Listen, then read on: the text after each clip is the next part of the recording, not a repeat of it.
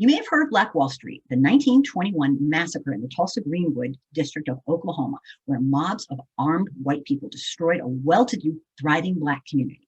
They murdered hundreds and burned down 35 square blocks, all out of racism and jealousy. No one was held financially or criminally responsible. You might have heard of this massacre as the Tulsa Race Riot, because historically, the cold-blooded mass murder of innocent Black people have been incorrectly deemed as race riots. There have been scores of mass murders done to Black people in America that have been hidden from history because they are barbaric.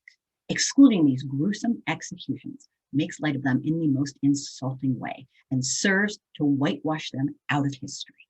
In many of the massacres I'm about to talk about, our own US government had direct involvement in these heinous crimes. In the following 10 massacres, the criminals were never prosecuted, insurance money was never paid, and reparations of any kind was denied. In 1963, Lincoln and his generals were running out of volunteers to fight in the Civil War, so Congress instituted a military draft. Rich people could avoid serving if they paid a fine. When the draft came to New York City, a majority of the people who lived there were Irish immigrants who were considered to be at the bottom rung of white America at the time. The only other group with less standing were African Americans, many of whom weren't drafted because they weren't considered citizens. Resentment was building among Irishmen because they felt like they were being forced to fight for the rights of Black people, and that these same people would just take their jobs when they went to war. A riot ensued, and the draft office was set on fire. Next, the resentment turned into a violent massacre. They lashed out at rich businesses, factories, and streetcars. Then the mob began chasing Black people down the street, indiscriminately killing them. 400 or more Black people were murdered and thousands were injured. This is an early classic example of what our government still does today, pitting middle and lower income white Americans against Black Americans, all so that we'll never unite against the wealthiest elites who benefit and create these laws for themselves. In 1864, Confederate troops massacred 500 surrendering Union soldiers at the Battle of Fort Pillow. The majority of the Union troops were Black, and their leader, Major Lionel F. Booth, was also murdered. A Confederate general recorded the atrocity in a report, saying how the Union soldiers attempted to surrender and his men slaughtered them. Soon after the massacre, Elizabeth Booth, the wife of the Union major who was also killed, became an activist and pressured President Lincoln into passing a bill that would give Black widows the same benefits and pension that the white ones received. On December 9, 1864, 5,000 African American people who had just escaped from slavery were left to drown by Sherman's army under the orders of Jeff C. Davis, who had no relation to Jefferson Davis, the Confederate president. Here's what happened. Strong Black males who had recently escaped from slavery were at the front, clearing the obstacles so the troops could get by, and their families followed behind the troops. The Confederate troops were on their tail, and the families were slowing them down. Davis told the Black families that for their own safety, they'd need to wait till all the troops passed over the bridge before they went. Before the families could cross, orders were given to destroy the bridge. Thousands of women, children, and older men were drowned trying to escape the Confederates' gunfire.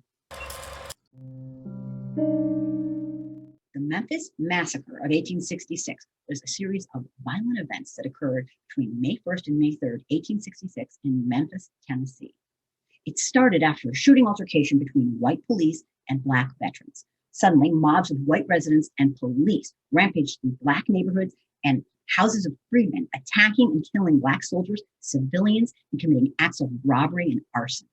On the third day, federal troops were finally sent to stop the massacre. Historians say this unprovoked violence aroused sympathy and led directly to the 14th Amendment being passed. The New Orleans Massacre occurred when white residents attacked Black marchers who were gathered to reconvene for the Louisiana Constitutional Convention. They met in response to the state legislature enacting Black codes and limited voting for Black people. The mayor wanted to stop the delegates from meeting. As a delegation of 130 Black New Orleans residents marched behind the flag to the convention hall, Mayor Monroe organized a mob of ex-Confederates, white supremacists, and New Orleans police officers to block their way. Once they reached the Institute, the police and a white mob started attacking, beating some of the marchers while others were able to rush inside the building for safety. Police and a white mob surrounded the building and started indiscriminately shooting into the windows. As the firing continued, some delegates ran away and others surrendered. Some of those who surrendered, which were mostly Black people, were killed on the spot. At this point, both the rioters and victims included people who were never even at the Institute. African Americans were shot on the street or pulled off of streetcars to be beaten and killed. By the end of the massacre, at least 200 Black Union War veterans were killed, including 40 delegates at the convention. In early September, white Democrats from the Georgia legislature expelled 28 African American members. In response to being thrown out of government, Philip Joyner of Southwest Georgia led several hundred freedmen on a march from Albany to Camilla for the Republican rally. But as the marchers entered the courtroom square, the sheriff and other locals opened fire. A political rally resulted in a dozen freedmen being murdered and 30 others injured.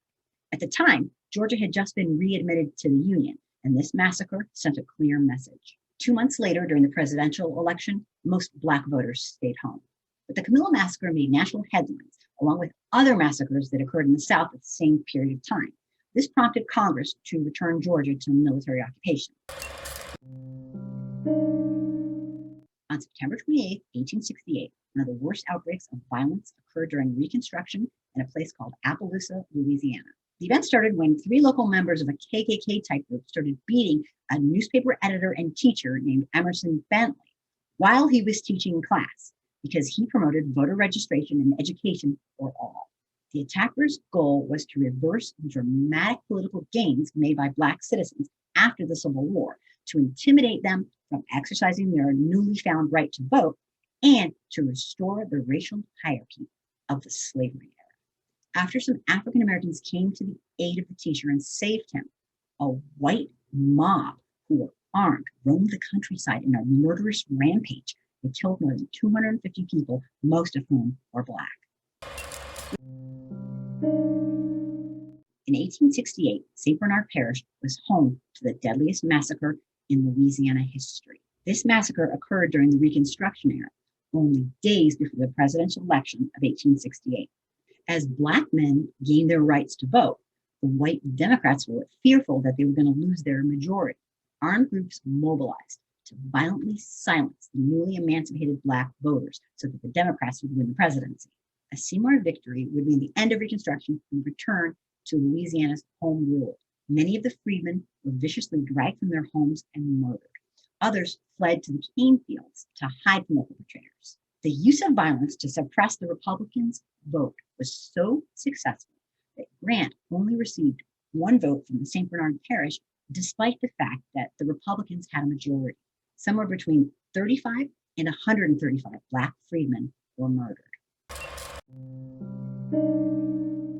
The Republicans had narrowly won the 1872 election to retain control of the state, but the Democrats contested the results. A violent eruption occurred when the white group, a paramilitary group intended on securing white rule in Louisiana, clashed with Louisiana's almost all Black militia. Over 100 Black men were killed in this encounter, and over half of them were murdered in cold blood after already surrendering. The incident once again showed Ulysses S. Grant just how hard it would be to guarantee the rights and safety of Black people in the South. The Alabama chapter of the White League, which was a paramilitary group that supported the Democratic Party's drive to regain political power in the country and state, used firearms and ambushed Black Republican voters at the polls. Members of this White League killed an estimate of 15 to 40 Black voters, wounded 70, and drove away thousands of Black voters from the polls. By attacking the polls, the Democrats effectively hijacked the election.